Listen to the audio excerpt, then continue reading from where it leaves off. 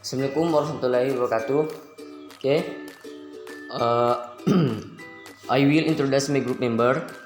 1. Sharon Dion Bungkundapu, NIM F44121-013. Armana F44121-034. Yusri DM F44121-055. Abdurrahman F44121-076. Marcel Andreas Lucas F44121-097. Oke, di sini kita akan membahas tentang mengapa Pancasila merupakan filsafat. Oke. Untuk materi yang pertama akan dibawakan kepada saudara Sharon Dion. Untuk itu dipersilahkan. Assalamualaikum warahmatullahi wabarakatuh. Perkenalkan, nama saya Sharon Dion Bungkundapu dengan NIM F44121-013. Di sini saya akan menjelaskan pengertian Pancasila sebagai sistem filsafat. Pengertian menurut arti katanya, kata filsafat dalam bahasa Indonesia berasal dari bahasa Yunani. Terdiri dari kata pie yang artinya cinta dan sophia artinya kebijaksanaan. Filsafat artinya cinta, kebijaksanaan. Cinta artinya hasrat yang besar atau yang berkobar-kobar atau yang sungguh-sungguh. Kebijaksanaan artinya kebenaran sejati atau kebenaran yang sesungguhnya. Filsafat berarti hasrat atau keinginan yang sungguh-sungguh akan kebenaran sejati. Sekian, terima kasih.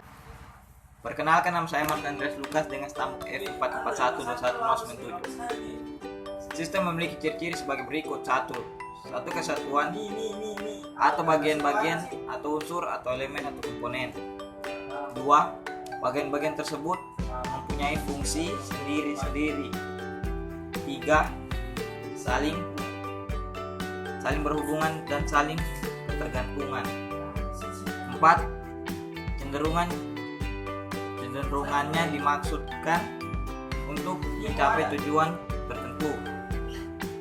5. Terjadi dalam suatu hubungan yang kompleks. Pancasila sebagai suatu sistem. 1.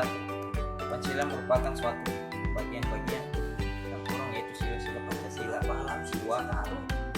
Tiap sila Pancasila mempunyai fungsi sendiri-sendiri. 3. Tiap sila Pancasila tidak dapat berdiri sendiri dan tidak saling bertentangan. 4. Keseluruhan sila Pancasila merupakan suatu kesatuan yang sistematis, berdampak, majemuk, tunggal. Terima kasih. Assalamualaikum warahmatullahi wabarakatuh. Perkenalkan, nama saya Yusri DM, NIM 44121-055. Ciri sistem filsafat Pancasila itu antara lain: sila-sila Pancasila merupakan satu kesatuan sistem yang bulat dan utuh. Dengan kata lain, apabila tidak bulat dan utuh atau satu sila dengan sila lainnya terpisah-pisah, maka itu bukan Pancasila. Yang kedua, wawasan filsafat meliputi bidang atau aspek penyelidikan, yaitu yang pertama bidang ontologis, yang kedua bidang epistemologis, dan yang ketiga bidang aksiologis. Ketiga bidang tersebut dapat dianggap mencangkup kesemestaan. Sekian dari video presentasi saya. Assalamualaikum warahmatullahi wabarakatuh. Assalamualaikum warahmatullahi wabarakatuh. Saya Abdurrahman Al-Kausar, NIM F44121-076. Landasan ontologis Pancasila. Ontologis menurut Aristoteles adalah ilmu yang menyelidiki hakikat sesuatu atau tentang ada, keberadaan atau eksistensi, dan disamakan artinya dengan metafisika.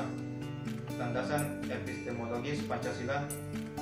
Epistemologi adalah salah satu cabang filsafat yang menyelidiki asal, syarat, susunan, metode, dan validitas ilmu pengetahuan. Landasan aksiologis Pancasila. Aksiologi Pancasila memiliki arti bahwa kita membahas tentang filsafat nilai Pancasila.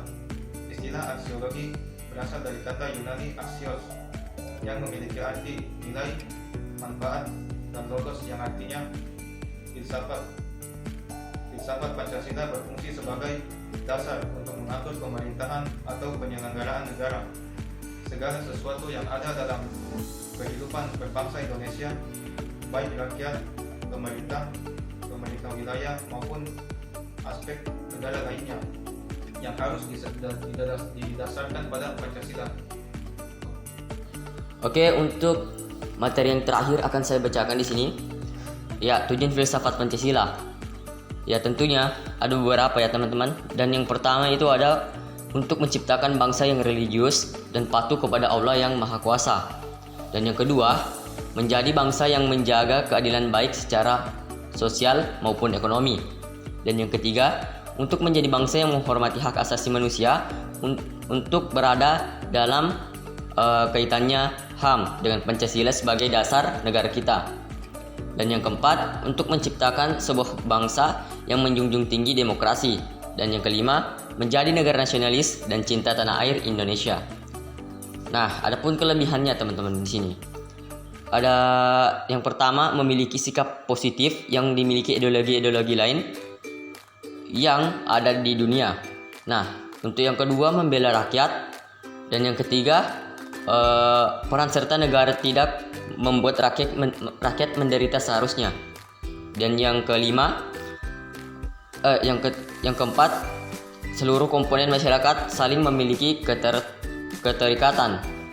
Dan yang kelima, bersifat terbuka. Yang keenam, memberi kebebasan kepada rakyat dalam berpolitik dan beragama. Dan yang terakhir adalah menjunjung tinggi hak asasi manusia tanpa menghilangkan hak orang lain dan lain-lain. Nah, untuk sementara kekurangannya, yaitu Pancasila dibandingkan ideologi-ideologi lain sangatlah sulit untuk dicari. Karena mengapa? Karena Pancasila sendiri mengambil segala hal-hal positif yang ada di dalam setiap ideologi yang ada. Nah, mungkin cukup dari kelompok saya untuk mempresentasikan hasil makalah dan PowerPoint kami dalam beberapa waktu yang lalu kami buat. Dan jika ada salah kata maupun salah berucap, kami minta maaf sekurang-kurangnya, karena sebaik-baik mana manusia pasti memiliki kesalahan. Dan oke, untuk sekian, assalamualaikum warahmatullahi wabarakatuh.